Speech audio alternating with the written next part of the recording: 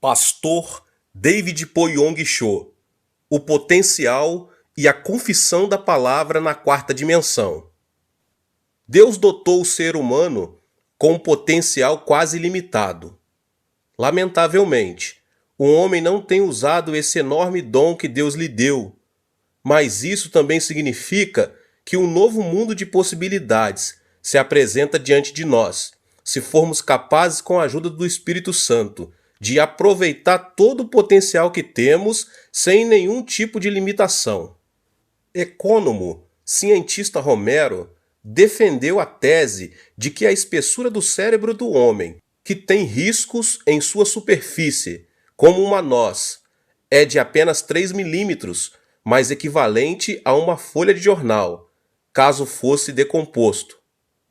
O mais surpreendente nessa investigação foi a descoberta de que o cérebro humano continha aproximadamente 13 bilhões 653 milhões de células nervosas.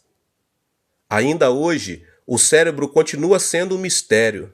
Diz-se que cerca de 90% das novas descobertas a respeito do cérebro datam dos últimos 15 anos. Isso leva a crer que o cérebro em si continua sendo desconhecido do homem. Um cientista anônimo afirmou que Johann Wolfgang usou apenas 0,4% e Einstein 0,6% do potencial do cérebro, e que ao longo da história do homem, ninguém usou mais de 1% desse potencial. O fato de os estadunidenses e os europeus terem obtido maior avanço que o restante do mundo deve-se a um maior grau de uso desse potencial. É notório que a maioria deles tem a sua origem e viva em culturas cristãs. O pensamento deles se distingue pelo desafio e pelo progresso. Foram eles que se atreveram a explorar o planeta. Foram pioneiros nas viagens espaciais, inventaram o automóvel, o avião, as comunicações. A grande variedade de coisas que hoje nos rodeiam são produto de seus esforços. Na Coreia do Sul, meus irmãos, por exemplo, as escolas, os hospitais, os asilos de órfãos e idosos são resultados de esforços dos primeiros cristãos que se atreveram a sonhar com algo criativo. Glória a Deus! Isso indica que o potencial de expansão da melhoria da qualidade de vida é, sem sombra de dúvida, a fé cristã. Se desejarmos levar uma vida saudável e bem-sucedida, seja na área espiritual, na área física, devemos conservar uma atitude muito positiva. Lamentavelmente, meus irmãos, muitos cristãos confundem fé com desejo do coração. Eles dizem assim: gostaria de ser rico, gostaria de ser bem-sucedido, gostaria de apoiar o ministério, gostaria de fazer isso e aquilo. Certamente, essas expressões contêm um desejo do coração do homem e não se relacionam com a fé. A Bíblia diz: tudo posso naquele que me fortalece. Então eu posso fazê-lo. Isso é uma confissão de fé. Se você conservar o pensamento afirmativo, sim, posso, surgirá uma ideia criativa de forma imediata. Todavia, se você cultivar um pensamento contrário do tipo, não posso, a situação se agravará. O homem vive e move-se em 3 dimensões: a dimensão física ou visual, a mental e a espiritual. Em Hebreus 11:3 diz: pela fé entendemos que o universo foi formado pela palavra de Deus, de modo que aquilo que se vê não foi feito do que é visível. Meus irmãos e irmãs, quando o espírito do homem, que se encontra na dimensão espiritual, confessa: sim, posso, o Espírito Santo é quem o ajuda por meio de novas ideias e inspirações. No entanto, se nosso espírito declara de forma contrária, as portas da dimensão espiritual se fecham, meus irmãos, deixando-nos sem acesso aos recursos divinos. Eu vou agora ensinar para vocês 4 passos de fé para viver o seu potencial. O passo número 1 é que você pense no êxito. Pessoalmente, nunca deixei de orar e sonhar com a evangelização do meu país e do mundo. Sempre pensei que podia conseguir esse objetivo. Por isso, estamos difundindo em nossa igreja, neste momento, o Evangelho de Jesus Cristo por meio de uma página na internet, lançada não há muito tempo. Temos também um projeto com uma meta de 10 anos, que consiste em implantar, no mínimo, 500 igrejas autônomas na Coreia do Sul. Muitos se disseram que isso seria impossível, meus irmãos. Entretanto, glória a Deus, o Espírito Santo deu-me plena convicção de que é possível sim. Por maior que seja a turbulência, não deixe de confessar que terá êxito. Pense nisso, meus irmãos e irmãs. Estou certo de que você o alcançará. Glória a Deus. No entanto, se seu pensamento for em direção contrária, o temor se apoderará do seu coração e o resultado será o fracasso. Não conheço ninguém que pense continuamente em fracasso e tenha alcançado sucesso nesses anos todos de ministério. Sem dúvida, meus irmãos, testemunhei muitos casos de homens e mulheres que pensaram somente em obter o êxito, mas que fracassaram. Eu mesmo tenho visto muitos cristãos que se desiludiram por não terem conseguido o que esperavam. Uma pessoa de minha igreja um dia disse: ouvi o pastor dizer que quem pensa afirmativamente obtém êxito. Entretanto, sempre fracassei. Por que isso me aconteceu? Certa ocasião, um diácono foi levado aos tribunais por causa da posse de um determinado estabelecimento. Essa pessoa, sendo cristã, orou todos os dias e pensava somente na vitória.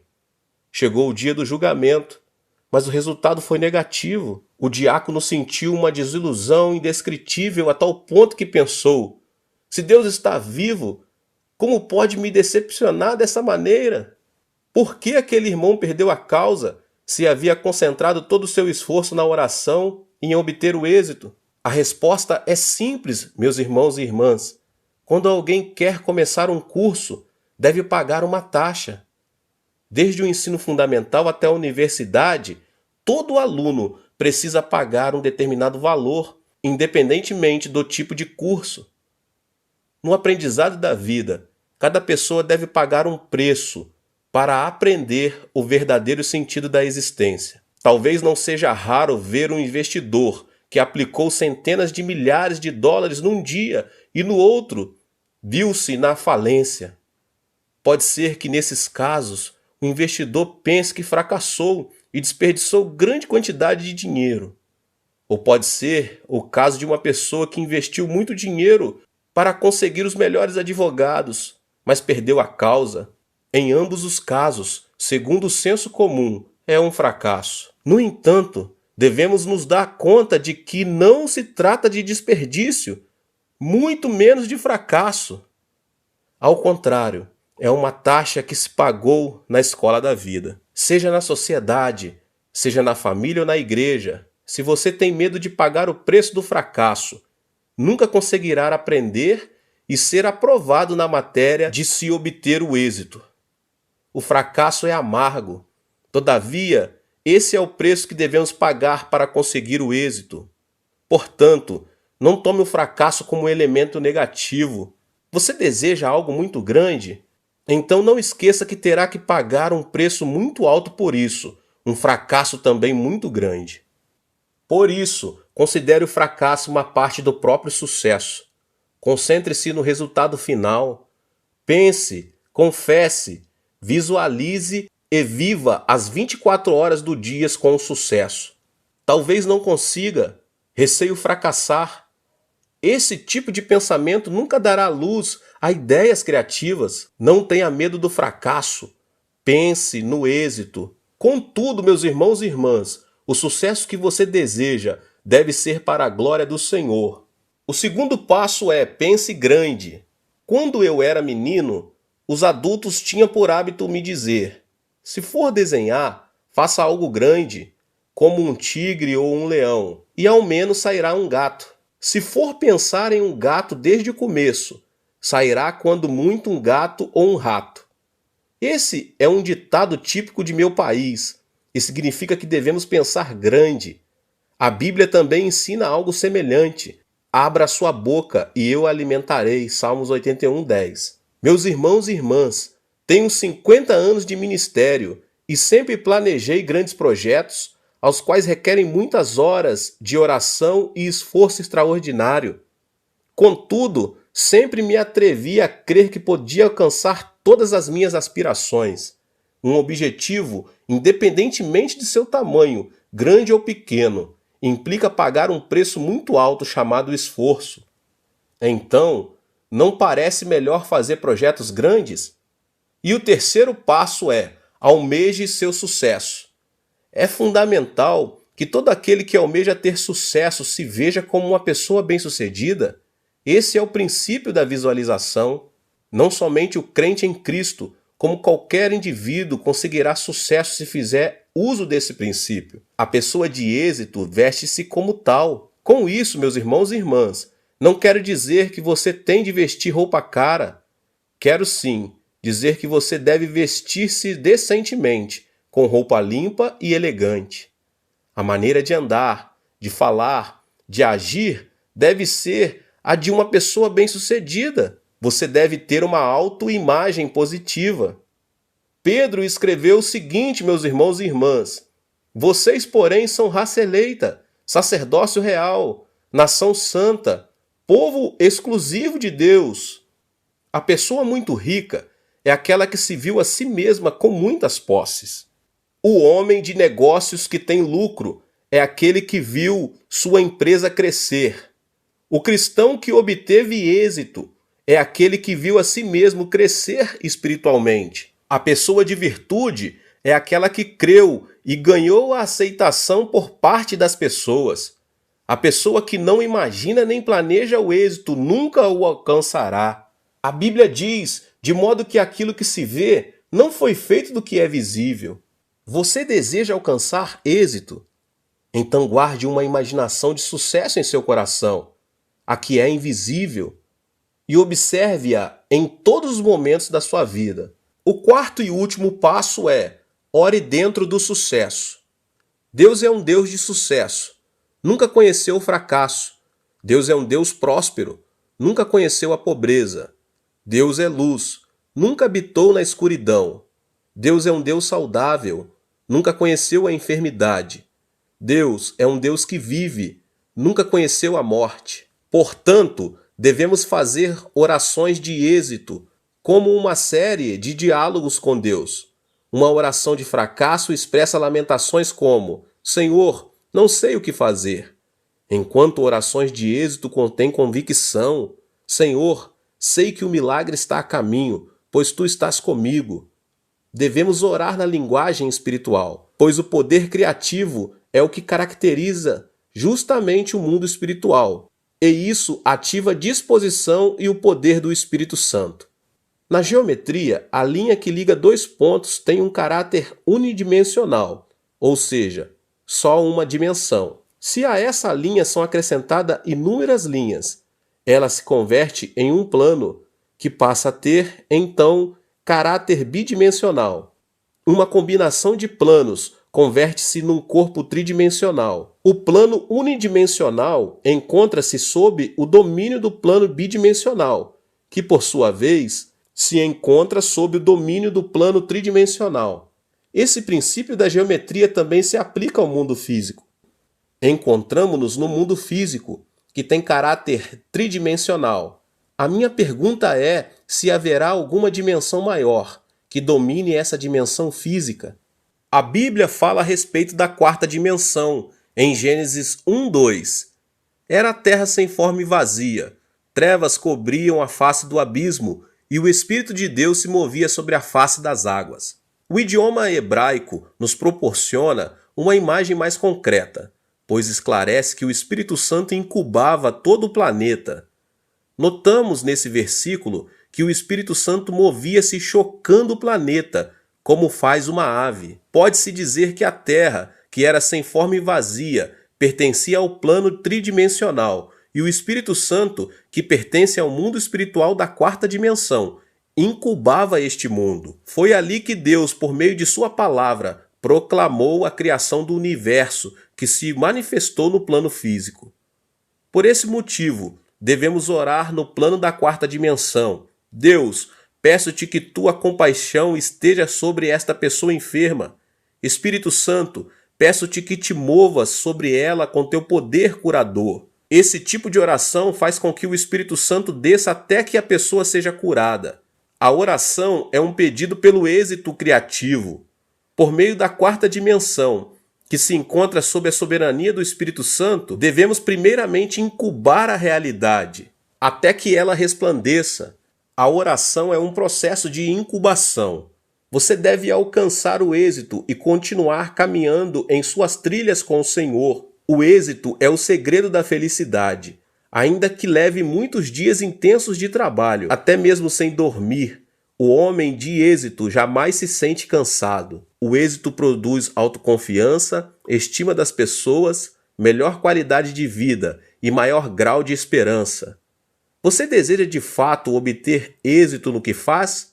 Uma vida de êxito só é alcançada por meio de um pensamento afirmativo. Pense grande, tenha uma autoimagem afirmativa. Ore e obterá êxito. Tive o privilégio um dia de tomar um café da manhã com um neurologista muito conhecido da Coreia do Sul. Ele me falou sobre as descobertas mais recentes da sua área de trabalho.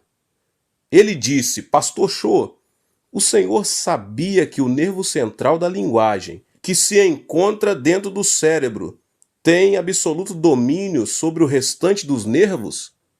Um estudo recente revelou isso. Obrigado por sua informação, doutor, mas a verdade é que eu já sabia disso. Como? Como sabia? Isso foi descoberto faz pouco tempo. Aprendi com o Dr. Tiago. Tiago? Quem é Tiago? Tiago é uma pessoa muito famosa, já faz 2000 anos. Ele explica a importância da relação entre a língua e o nervo central. Também a relação que ela tem com os atos de uma pessoa. Preste atenção. Leia Tiago 3:1 e em seguida o verso 2. Aqui diz claramente que a língua, embora sendo uma parte muito pequena, é capaz de dominar todo o corpo. Você pode vê-lo?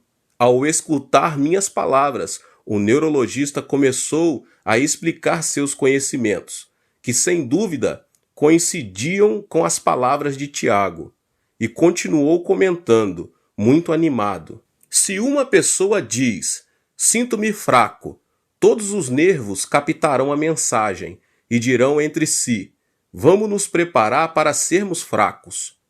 O nervo central nos manda sentir-nos fracos, e o resultado de tudo isso, do ponto de vista físico, será a falta de resistência.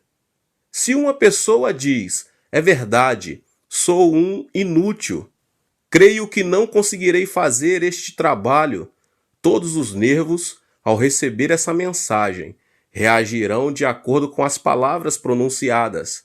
É verdade, o nervo central nos diz que somos inúteis. Temos de limitar o uso do nosso potencial.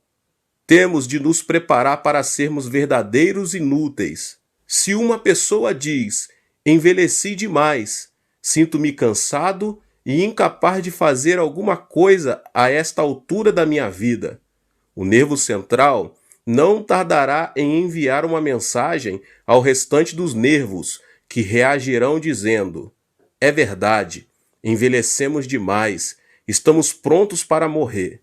Vamos nos preparar para nos deteriorar. E caso continue pronunciando essas palavras, não tardará em morrer. Portanto, nunca devemos perder o entusiasmo. Se perdermos, sairão de nossa boca palavras muito negativas, tais como, estou perdido, não sei que sentido tem a vida, e os nervos reagirão em relação a essa mensagem. Atuarão de forma muito passiva, o que prejudicará grandemente a nossa saúde e não demorará a morrermos em idade muito prematura. Ele finalizou dizendo que o nervo central da linguagem tem poder sobre todo o corpo e que, portanto, qualquer pessoa é capaz de controlar o próprio corpo por meio das palavras. Concordei com o especialista. embora não totalmente. A declaração de palavras afirmativas é a base do sucesso. Tiago 3,2 afirma que quem consegue controlar a língua também o fará com relação a todo o corpo. Deixe de dizer que você é pobre. Caso contrário, todo o ambiente se tornará negativo e a pobreza chegará a você, a ponto de você sentir-se mais cômodo na pobreza do que na prosperidade, levando-o a pensar e desejar a pobreza. No entanto, se você declara que é uma pessoa talentosa e bem-sucedida, seu espírito, sua alma, seu corpo reagirão ao receber essa mensagem e conseguirão, dessa forma, obter o êxito. Nós, os coreanos, temos a tendência de dizer: morro disto, morro daquilo, morro de calor, morro de fome, morro de prazer, morro de medo.